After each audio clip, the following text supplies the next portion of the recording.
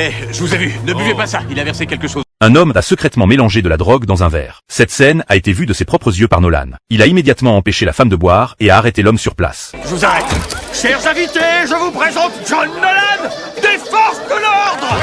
Depuis qu'il est devenu policier, c'est la première fois que Nolan reçoit autant d'acclamations. Après que le criminel a été emmené par la police, Nolan a trouvé l'organisateur de la fête pour s'excuser d'avoir perturbé la soirée. Mais le réalisateur n'a pas blâmé Nolan. Au contraire, cet incident imprévu lui a inspiré une nouvelle idée créative. Alors que Nolan s'apprêtait à partir, le réalisateur a proposé de rendre visite au garçon malade. Mais Nolan a directement refusé. Tout ce bouleversement remonte au matin même. Nolan est sorti en patrouille avec le réalisateur pour traiter une affaire de conflit familial. Un garçon nommé Man souffre d'une grave maladie mentale. Nolan l'a patiemment persuadé de poser le couteau qu'il tenait.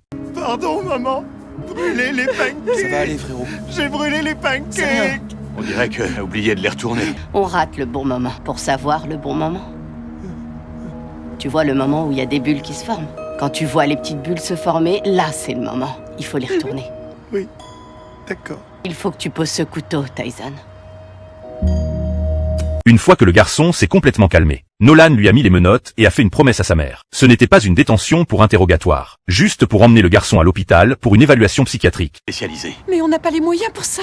Sérieux, qu'est-ce que tu fous? Chut, tu filmes pas, t'entends? Sans la permission de quiconque, le réalisateur avait l'intention de publier toute cette histoire sur Internet, espérant mobiliser les internautes pour aider cette famille. Mais les frères aînés du garçon se sont sentis offensés. Ils ont catégoriquement refusé cette aide teintée de pitié. Finalement, grâce à la médiation de Nolan, tout le monde s'est réconcilié. Le lendemain, Nolan a reçu un appel de détresse du réalisateur. Nolan a immédiatement demandé ce qui se passait. Le réalisateur a expliqué qu'après la fête de la veille, il avait contacté la famille du garçon de sa propre initiative pour offrir son aide. Mais le petit frère du garçon a soudainement perdu le contrôle de ses émotions et l'a directement agressé. S'il vous plaît. Tu vas nous ouvrir ton coffre, mec. Laissez tomber!